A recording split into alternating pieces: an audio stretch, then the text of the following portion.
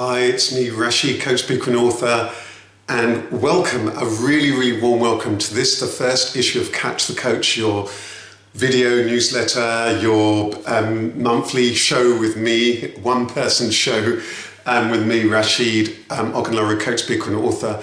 And here we are, new year, new day, new decade. I'm recording this on the 1st of January 2020. We're here.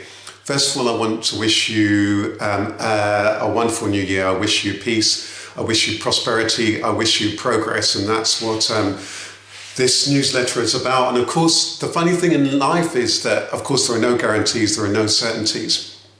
We don't know what tomorrow is going to hold. And that's what makes the start of a new year kind of exciting, but also in a way kind of daunting. And whatever your relationship to the new year, whether it's that you're really excited about it or whether you're already feeling quite taxed and depleted because you're in a difficult situation or you've had a difficult time, remember that each day, each moment is a fresh opportunity. So on the one hand, it's interesting whether you're seeing today as like a continuation of everything else, or whether you're seeing today and this new year as starting afresh. And in fact, life is a bit of a blend of both of those things, isn't it? It tends to be richest when we can build on our previous learning, whether our life has been rich or just rich with learning, because that's the thing. Life is always rich with learning, even if there's difficulties, or be it that we're starting from a strong position. But what we're wanting to be able to do is build on what we've done before, but we also still need to have that freshness and so on. And that leads me nicely on to my top 10 tips for 2020. So I'm also going to be recording throughout January a series of daily tips, my top 10 tips for 2020. But I'm going to be talking you through them in brief now, and I'm going to be recording some short, basically 3-minute videos, a whole series where I'm going to be picking up on each of these 10 themes. So my first theme for 2020 is awareness. We need to be alert, be attuned, be alert and attuned to yourself, to your health, to your well-being, your surroundings, your circumstances, what's going on to you personally and for you personally and professionally. Awareness is really key. That's number one. Number two is openness. It's really important to be open to life, to be open to possibilities. You know, very often we go around like this or that close, or we're burying our head in the sand, or we're just not open to ourselves, to others, what other people are saying, to the fact that there are opportunities. And those people who tend to really flourish and those people who tend to seem to do better in terms of survival in life, generally speaking, are those people who are open to themselves, they're open to others, they're open, they spot opportunities. So that's our second tip. Our third tip is readiness. That's about planning. It's about preparation. It is about being proactive. Readiness, you need to be ready. Are you ready? It may well be that you need to take a little bit of time to clear the decks, to get your head together, to get your papers together, to get ready to go back to work, to get ready to get back to business, to get ready to work on your health. Preparedness, readiness, poised, prepared, planning. That's another key secret that's really key in anything that you're wanting to do. Tip number 4 is centeredness, right? Life can be noisy, it can be full of so much distraction. You need to know who you are. You need to know your strengths. You need to play to your strengths. And you need to know when to trust your instincts and when to just follow your path, not everybody else's path. Centeredness. And it's also about keeping balance, knowing when you need to rest and when to be still. We'll come back to that also. Tip number 5, robustness. Robust is really, again, it's about knowing your stuff. It's about being thorough. It is really about being strong. It's about being resilient. It's realizing that whatever it is that you're trying to do at work, professionally, personally, hey, guess what? There are going to be setbacks. There are going to be challenges. Expect setbacks. Expect challenges. This robustness and being thorough and diligent and working on things, practicing things, is really going to help you, because life is going to bring all sorts of challenges, and it's those people who are robust, who are resilient, who tend to survive and thrive. Number 6 is kindness and service. It's not all about you, it's not all about me. Kindness and service, being kind, being caring, being cooperative, being a team player. This is really, really important at home, in your relationships, in the workplace. Being a team player is absolutely key.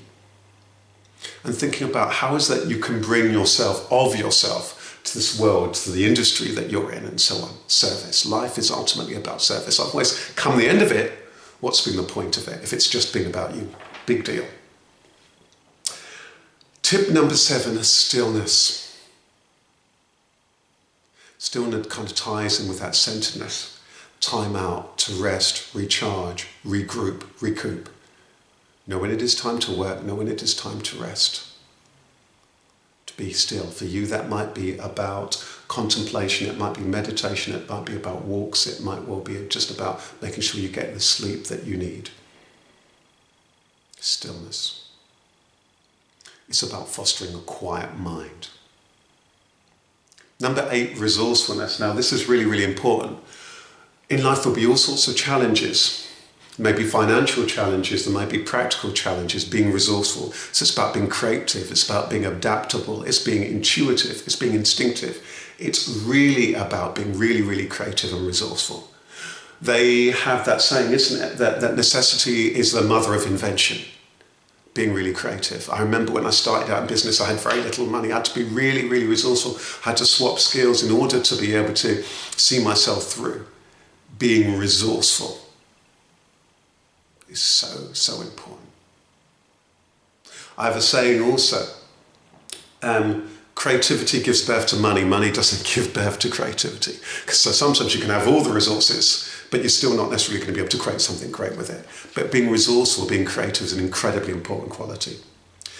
Tip number 9 is being mindful of yourself, of others, of your surroundings, of your circumstances, of life, of our environment. We're in an era now where sustainability is really important. We're being mindful about our planet.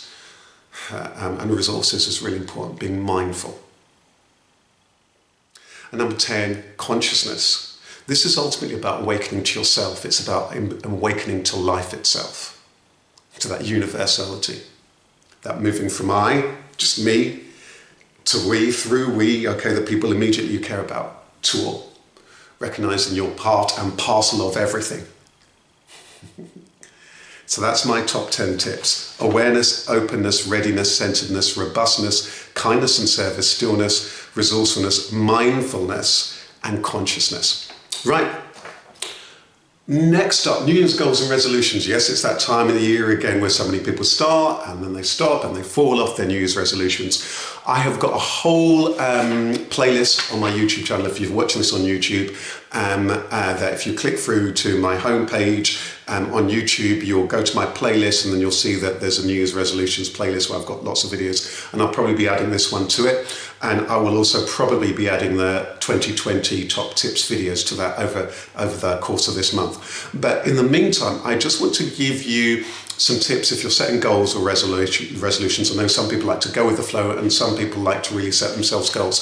So here are my 5 top tips. 1, be strategic. Before you do anything, step back, ask yourself what's most important to you in life, in relationships, in terms of your career. That's number 1. You need to be strategic. There's no just point to setting a goal that's meaningless because everybody else is setting a goal to be teetotal if something that is also really more important to you is something else and you're not focusing on it. We need to be strategic. That leads us on to tip number 2, be holistic. My tip here is to set a goal for all of the key areas in your life, or perhaps several, if you know yourself. And my tip here is a goal for your health, a goal for your life overall, a goal for your career, and a goal for your relationships. That means you're being holistic. It means that you're being rounded. Tip 3, mindset. Mindset is so important. This is really about adapting the attitude of an athlete. Mindset. It begins with being on your own side, embracing life and being at one with it, backing yourself. And it goes hand in hand with that thing about knowing that there'll be ups and downs along the journey. It's really, really, really important. And building belief in you and building a team around you is going to help you hugely with this thing about mindset, because the life that we seek has got a lot to do with the company that we keep. Tip number 4 is habits. be disciplined. What's interesting here is that they say that habits take about 3 months to build in. So if you are putting in a new health regime, a new fitness regime, a new career regime, a new clearing up regime, a new whatever it is regime it is that you're putting into place, be aware that to build up a habit, you're probably going to need to get into doing that and to be doing that over a course of 3 months or so for it to become that habit, for it to really settle into your routine. And this is why when people just do things for a couple of weeks and so on, and why people start and stop things with starting drinking or smoking or going to the gym and so on, because it really does take a while before it really tends to get a little bit more hardwired. And finally, tip number 5 is play the long game. There's no shortcuts, or very, very few shortcuts, certainly very few sustainable shortcuts to anywhere that's really worth going. See your life, your career, your relationship and everything journey as a lifelong journey. It's a lifelong journey and it's about lifelong learning. That's pretty much it. I just want to say that please also do come and join me for my 2 regular events at the British Library Soul Trader, which we run once every month. The next one is in March, and Networking for Success, which I run once every month at the British Library. I'm going to post a link below here where you can see all of the dates. And come along and get inspired. Networking for Success helps you to build the contacts and connections and opportunities you need to help you flourish in your career and your business. And Soul Trader, Your Life, Your Business, is a holistic self and business development workshop for those of you who are your own boss or are thinking about it. So I'll see you there. Stay inspired, stay in tuned.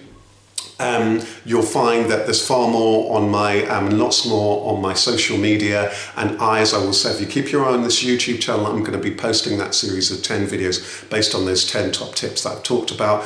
My quote of the month, I can't remember it word for word, but I'm going to give you my final quote for the month, improvised kind of style. There's only one difference between the so-called foolish and the so-called wise, which is the same difference between those who are happy and those who are unhappy. The wise and the happy embrace life. The foolish and the unhappy fight it. That's it. That is the only difference. The wise and the happy embrace life. The foolish, the unwise are fighting it. So that's my invitation. And because when we learn to embrace ourselves, embrace life itself, and learn to embrace everybody else, our fellow travelers along the journey, guess what? It's a smoother journey. Guess what? We have far more understanding, and it tends to be far more comfortable. So that's my tip of the month. I want to wish you all the best. I'm wishing you, as I say, peace, progress, and prosperity. Lots of love from me, Rasheed. Take good care. See you soon. Bye-bye. Happy New Year.